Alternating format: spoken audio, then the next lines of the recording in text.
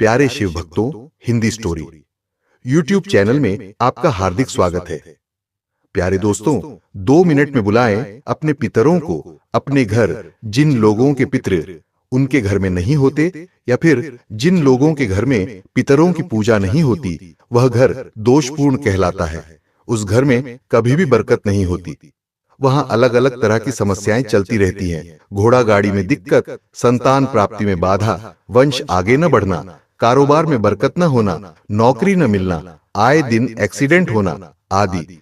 ये सभी समस्याएं उस घर में बनी रहती हैं जहां पितरों की पूजा नहीं होती।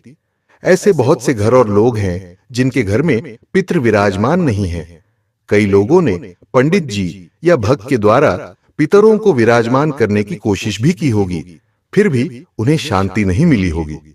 उनके पितृ उनके घर में स्थायी रूप से विराजमान नहीं हो पाए होंगे। आज मैं आपको एक ऐसी विधि बताने जा रहा हूं कि यदि आप इसे एक बार कर लेते हैं तो 2 मिनट में आपके पितृ आपके घर में विराजमान हो जाएंगे। यदि आप इस विधि को हर अमावस्या को करते हैं तो आपके पितृ आपको भरपूर आशीर्वाद देंगे। आपके घर में बरकत आएगी, आपके रुके हुए काम बनने लगेंगे और आर्थिक स्थिति भी मजबूत होगी। यह विधि आपको अमावस्या से 1 दिन पहले करनी है। उसके बाद आपको पितरों का भोग देना है। कौन होते हैं पितृ? जो लोग नहीं जानते उन्हें बता दूं कि पितृ हमारे घर के अगर पूजा के अधिकारी होते हैं, ठीक वैसे ही जैसे भगवान गणेश समस्त ब्रह्मांड में सबसे पहले पूजे जाने वाले देवता हैं। इसलिए किसी भी देवी देवता की पूजा से पहले पितरों की पूजा की जाती है।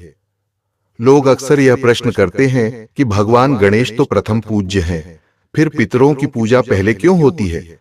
इसका उत्तर यही है कि पितृ हमारे कुल देवता हैं। वे हमारे पूर्वज हैं जो हमारे सुख दुख के साक्षी होते हैं।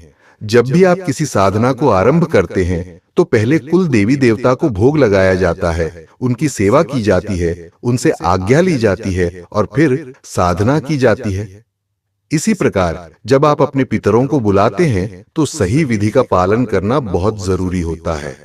पितरों को कैसे बुलाएं? अमावस्या से 1 दिन पहले शाम को थोड़े से चावल लें, उसमें हल्दी और पानी मिलाकर चावलों को पीस लें। अपने घर के मुख्य दरवाजे के दाहिने ओर घी का दीपक जलाएं। हल्दी मिले चावल दीपक के पास रखें। अपने पितरों का नाम लेकर उन्हें आमंत्रित करें। यदि नाम न पता हो तो कहें, मेरे घर के पितृदेव, मैं आपको आमंत्रित करता हूं, कृपया मेरे घर में विराजमान हो। कल अमावस्या के दिन मैं आपको भोग अर्पित करूंगा। इसके बाद आपको सो जाना है। अमावस्या के दिन क्या करें?